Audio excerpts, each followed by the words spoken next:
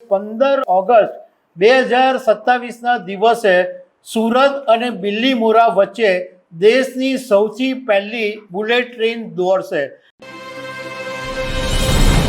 ભારતના સૌથી પહેલા બુલેટ ટ્રેન પ્રોજેક્ટની શરૂઆત સુરતથી થવાની છે અને આ બાબતની જાણકારી અગાઉ કેન્દ્રીય રેલ મંત્રી અશ્વિની વૈષ્ણવે આપી જ હતી, પરંતુ હૈદરાબાદના એક કાર્યક્રમની અંદર ફરીથી એમણે આ વાતનું સમર્થન આપ્યું છે અને સત્તાવાર જાહેરાત કરી છે કે 15 ઓગસ્ટ 2027ના દિવસે સુરત અને બિલ્લીમોરા વચ્ચે દેશની સૌથી પહેલી બુલેટ ટ્રેન દોડશે। એટલે એક એવી શક્યતા ઊભી થઈ છે કે 15 ઓગસ્ટના દિવસે શું પ્રધાનમંત્રી નરેન્દ્ર મોદી બુલેટ ટ્રેન પ્રોજેક્ટનું ઉદ્ઘાટન કરવા માટે સુરત આવશે? શક્યતાઓ વધારે છે। 15 ઓગસ્ટે કિલ્લા પર કાર્યક્રમ હશે, પરંતુ એમ છતાં આ દેશનો સૌથી મોટો પહેલો પ્રોજેક્ટ હોવાથી પીએમ આવી શકે છે। તો આના વિશે હું તમારી સાથે વાત કરીશ। મારું નામ રાજેશ શાહ છે અને તમે જોઈ રહ્યા છો ગુજરાતના સૌથી મોટા ડિજિટલ પ્લેટફોર્મ ખબર છે.com।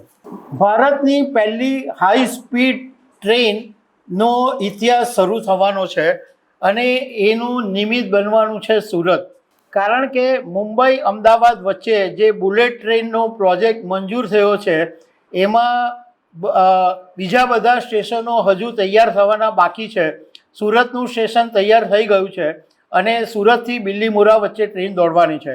કેન્દ્રીય રેલ મંત્રી અશ્વિની વૈષ્ણવ હૈદરાબાદમાં એક કાર્યક્રમમાં ગયા હતા અને એમણે ત્યાં આગળ જાહેરાત કરી કે અમદાવાદ મુંબઈ વચ્ચેનો જે બુલેટ ટ્રેન પ્રોજેક્ટ છે એમાં 80% કામ પૂરું થઈ ગયું છે અને 15 ઓગસ્ટ 2027ના દિવસે સુરતથી બિલ્લીમોરા વચ્ચે ટ્રેન દોડશે અને ટોટલ આખો જે અમદાવાદથી મુંબઈનો જે અંતર છે એ 508 કિલોમીટરનો છે, પરંતુ સુરત અને બિલ્લીમોરા વચ્ચે માત્ર 60 કિલોમીટરનું અંતર છે।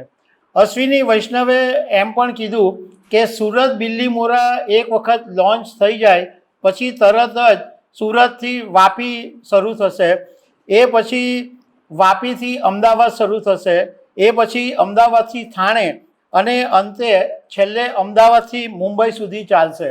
આમ તો અમદાવાદથી વાપી સુધીનો જે પ્રોજેક્ટ છે એ બહુ જ ખૂબ ઝડપથી ચાલે છે। અમદાવાદના સાબરમતીમાં હજુ સ્ટેશન તૈયાર થતાં 2029 થશે, પરંતુ જે વાપીથી આગળ મહારાષ્ટ્રનો હિસ્સો હતો એમાં જ્યારે મહારાષ્ટ્રમાં મહાવિકાસ અઘાડીની સરકાર હતી અને ઉદ્ધવ ઠાકરેએ જમીન આપવામાં આનાકાની કરી, એને કારણે એટલો પોર્શન છે એમાં વિલંબ થયો અને હવે ભાજપની સરકાર આવી પછી એ પ્રોજેક્ટ મંજૂર થઈ ગયો।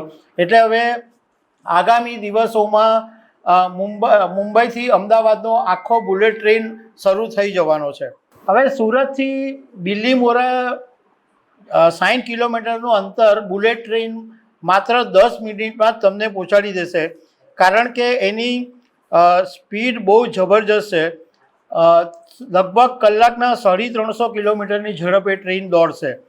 પણ તમારે એક વસ્તુ જાણી લેવાની જરૂર છે કે આ જે સુરતથી બિલ્લીમોરા વચ્ચે ટ્રેન દોડશે એના માટે તમારે સુરત સ્ટેશનને બદલે કડોદરા વિસ્તારમાં આવેલા અંત્રોલી સુધી જવું પડશે, કારણ કે બુલેટ ટ્રેન સ્ટેશન છે એ અંત્રોલીમાં બન્યું છે અને અંત્રોલીથી તમારે બિલ્લીમોરા જવું પડશે।